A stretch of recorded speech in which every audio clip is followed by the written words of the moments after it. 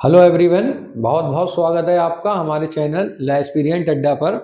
और जिसमें कि मैं आपको भारतीय साक्ष्य अधिनियम 1872 यानी इंडियन एविडेंस एक्ट 1872 पढ़ा रहा हूँ। आज हम इसकी धारा 4 पर आ गए हैं, उपधारणा, प्रिज्यूम।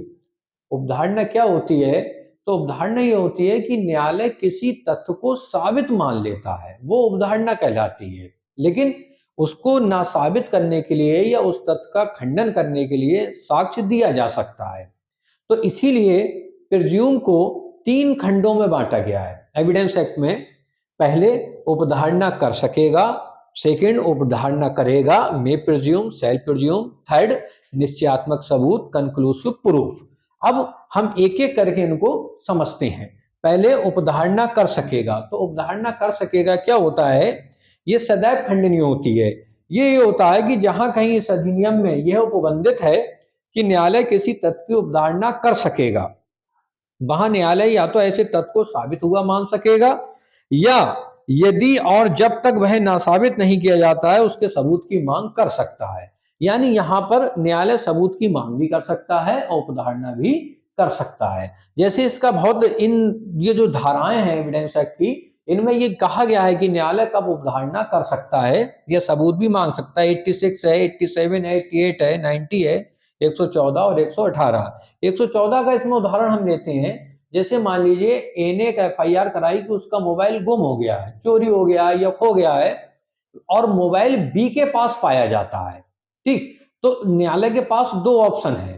क्या कि या तो वो ये उपधारणा कर ले कि इसने चोरी की है, या इसने चोरी का मोबाइल किसी से खरीदा है। लेकिन ये सदैव खंडनीय होती है, क्योंकि बी को ये मौका दिया जाएगा कि वो इस बारे में अपना एविडेंस दे सके।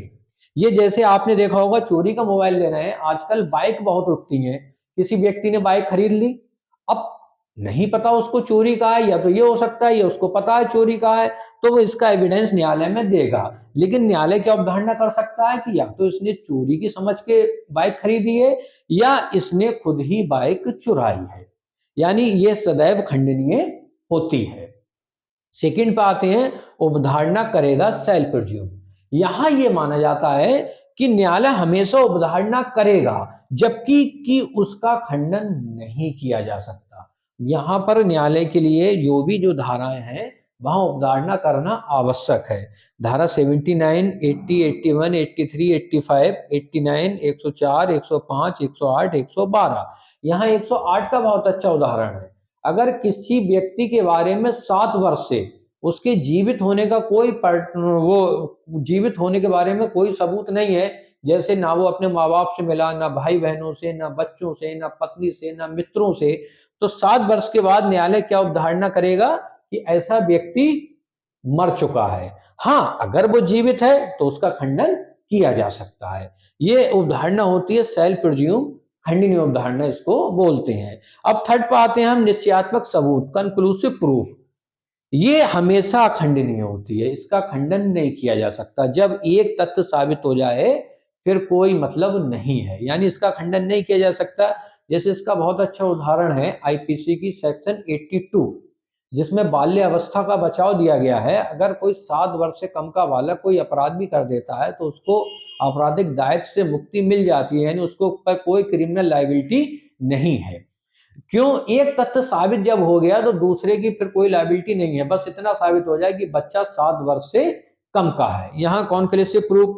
इसी तरह से धारा 112, 112 ये कहती है, अगर किसी वैवाहिक स्थिति के दौरान, यानी एक दंपत्ति हैं और वो वैवाहिक स्थिति में रह रहे हैं और उनके कोई बच्चा जन्म लेता है, तो न्यायालय ये अवधारणा करेगा कि बच्चा उसी दंपत्ति का है। या डाइवोर्स भी हो गया तो 280 दिन के बाद तक, अगर पत्नी ने दूसरी शादी नहीं की है और तब भी बालक होता है, तो उन्हीं दंपत्ति का माना जाएगा। ये जो धाराएं हैं ये विबंध से संबंधित है, 115, 116 और 117।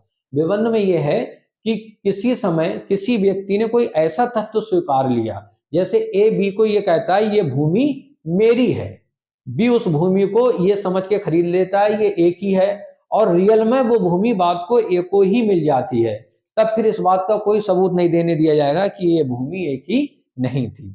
इसलिए आपने ये जो हम धारा 4 पढ़ रहे हैं, प्रिज्यूम, अवधारणा, ये आपके प्री मेंस इंटरव्यू तीनों में आती है। इसलिए इसको बहुत ध्यान से आपको समझना है और पढ़ना है। समझ गए कि उपधारणा क्या होती है? उपधारणा है एक अनुमान, न्यायालय अनुमान लगा लेता है किसी तथ्य के बारे में, ठीक? या तो अनुमान को साबित मान लिया जाता है, फिर उसी को कैटेगरी में बांट दिया गया है। 3 कैटेगरी उपधारणा कर सकेगा, मे प्रिज्यूम, उपधारणा करेगा सेल्फ प्रिज्यूम, थर्ड निश्चयात्मक सबूत कॉन्क्लूसिव प्रूफ। तो ये उपधारणा है। अब इसके बारे में सोच लीजिए कि प्री में कैसे क्वेश्चन आते हैं। अब ये आ सकता है क्वेश्चन, जैसे मान लीजिए एविडेंस एक्ट की धारा 114 में किस प्रकार की उपधारणा है, तो उपधारणा ये मेन प्रिज्यूम। या क्वेश्चन ये आ सकता है कि कौन सी उपधारणा सदैव खंडनीय है, तो जो फर्स्ट खंड में उपधारणा दी गई है मे प्रिज्यूम, ये सदैव खंडनीय है। कौन सी आता है कि खंडनीय हो सकती है, मतलब इसका खंडन किया जा सकता है, लेकिन ये न्यायालय मानकर चलेगा कि ऐसा तथ्य साबित है, वो आती है उपधारणा करेगा सेल्फ प्रिज्यूम। यानी धारा 112 है और 108 तो इसका बहुत अच्छा उदाहरण है कि किसी व्यक्ति के बारे में अगर 7 वर्ष तक नहीं सुना जाए तो न्यायालय भी ये मान लेगा कि वो व्यक्ति मर गया है। तीसरी निश्चयात्मक सबूत, इसमें कोई एविडेंस देने की जरूरत नहीं है, ये अखंडनीय उपधारणा होती है। यहां बस एक तथ्य को साबित करना होता है, फिर न्यायालय मानकर चलता है कि अब बाकी तथ्य साबित तो हो गए हैं। जैसे 115, 116, 117 जब आप विबंध पढ़ेंगे, उसमें एक तथ्य ये होता है, हो सकता है कि एक ही भूमि ना हो, फिर भी उसने बी को ये कह के बेच दियो ये भूमि मेरी है, और बात को वो भूमि ए को ही उत्तराधिकार में, वसीयत में या दान में किसी तरह से मिल जाए, फिर ए ये नहीं कह सकता ये भूमि मेरी नहीं है, क्योंकि एक तथ्य साबित हो चुका था। धन्यवाद, बहुत बहुत धन्यवाद।